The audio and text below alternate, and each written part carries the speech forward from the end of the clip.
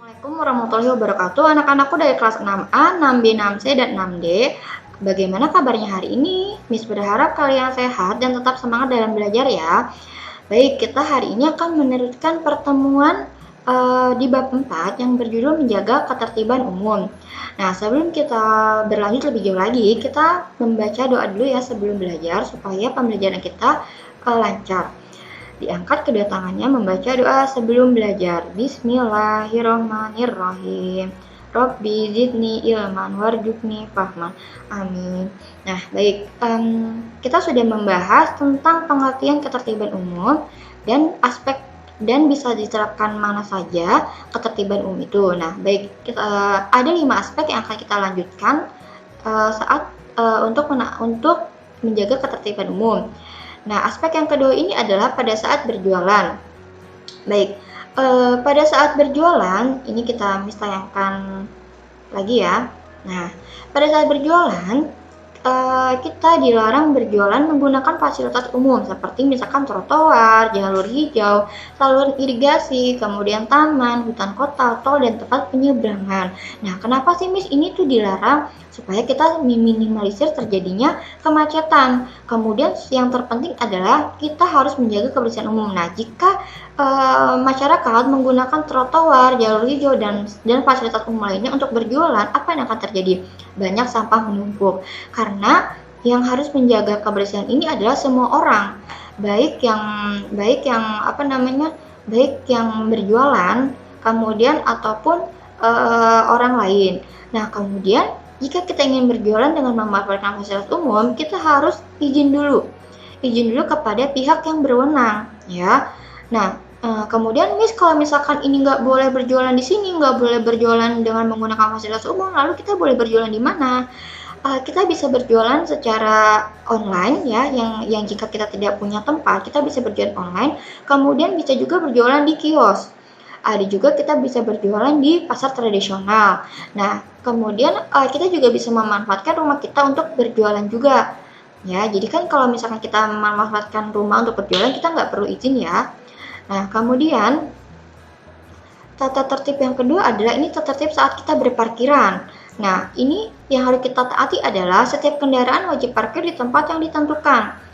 Kemudian setiap orang dilarang mengatur perparkiran tanpa izin. Jadi ada orang-orang tertentu saja yang boleh mengatur parkir. Kemudian tambahan dari Miss, menurut Miss itu kalau misalkan kita parkir, kita tidak boleh meninggalkan kunci kendaraan. Kemudian tidak boleh meninggalkan surat kendaraan juga, meninggalkan dompet ataupun benda yang berharga lainnya.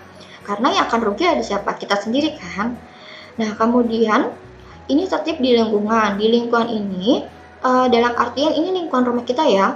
Nah, di sini Miss sudah jabarkan, kita tidak boleh mencoret-coret, menulis, kemudian melukis, menggambar, memasang ataupun menempel iklan reklame di dinding atau sarana umum lainnya. Kemudian ini kenapa dilarang? Karena ini dapat merusak keindahan tembok kita, ya kan? Karena tidak semua orang itu dilahirkan dengan tulisan yang baik. Nah, kemudian kita juga dilarang membuang, kemudian menumpuk sampah di jalan, jalur hijau, taman, sungai, dan tempat lainnya. Kenapa ini dilarang? Karena yang kita tahu sampah ini adalah buangan dan dapat menyebabkan bau yang tidak sedap. Nah, ketika sampah ini timbul bau, akibatnya apa? Akibatnya timbul rasa tidak nyaman, ya. Kemudian banyak juga lalat, akibatnya banyak juga penyakit-penyakit kan. Kemudian dilarang juga membuang air besar, air kecil di jalan, jalur hijau, taman, sungai, dan saluran tempat lainnya. Kita boleh membuang air besar di tempat yang sudah disediakan, misalkan toilet. Kalaupun itu meskipun kita jarang temukan, kita bisa temukan di Pertamina ya. Jadi sekalian isi bahan bakar, kita juga bisa membuang air kecil. Nah, kemudian yang selanjutnya adalah tertib saat bersosial. Di sini sosial itu artinya kita bermasyarakat. Nah, dalam bermasyarakat kita harus menjaga nama baik, menjaga sikap kita supaya teman-teman atau masyarakat kita juga ada rasa nyaman terhadap kita. Nah, baik tertib dalam bersosial ini harus kita taati adalah yang pertama, dilarang meminta sumbangan di fasilitas umum. Kemudian dilarang mengemis, mengamen, pedagang asongan, dan mengelap mobil di fasilitas umum. Kemudian setiap orang yang berkunjung lebih dari 1 kali 24 jam wajib lapor kepada pengurus RT. Nah, ini tata ini harus kita taati supaya masyarakat, supaya diri kita sendiri juga nyaman. Kemudian tambahan lagi, setiap penghuni rumah kontrak wajib juga melapor kepada kepala desa atau lurah melalui RT. Jadi kalau misalkan kita ada yang pindah rumah atau diri kita sendiri pindah rumah ke lingkungan yang berbeda atau ke tempat yang berbeda, kita harus wajib pelaporan. Kenapa? Supaya Pak RT ini mendata, oh ini warga baru gitu. Jadi supaya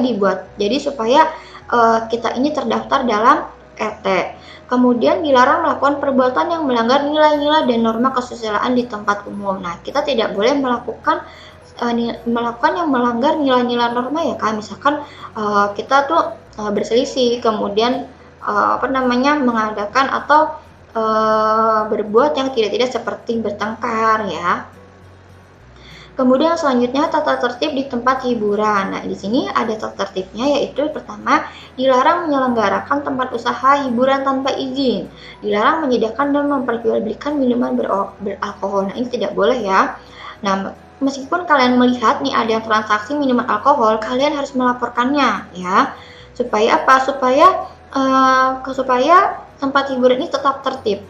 Kemudian setiap orang dilarang mengkonsumsi minuman beralkohol juga. Nah, di sini setelah kalian memahami materi, kalian lakukan latihan di halaman 45. Yang pertama ini tertib di jalan. Nah, bagaimana usaha nyatanya? Bagaimana sikap kita tertib di jalan? Misalkan Mas beri contoh, tidak mematuhi tata tertib dalam berkendara, misalkan menggunakan helm, kemudian membawa STNK atau surat-surat kendaraan. Kemudian ada lagi misalkan tertib berparkiran, apalagi nih contohnya, misalkan parkir di tempat yang telah disediakan. Kemudian kalian lanjutkan 1 sampai 10 ya. Nah, kemudian kalian juga kerjakan pilihan ganda dari halaman 47, 48 sampai halaman 50. Ini isian juga esainya ya. Nah, baik, Sekian pembelajaran hari ini. Jika ingin ada yang ditanyakan, silakan kalian menghubungi wali kelas masing-masing ya. Kita ucapkan dulu alhamdulillah untuk pembelajaran hari ini. Alhamdulillah. Nah, Miss juga mohon maaf apabila ada salah-salah kata dan kekurangan ya. Wassalamualaikum warahmatullahi wabarakatuh.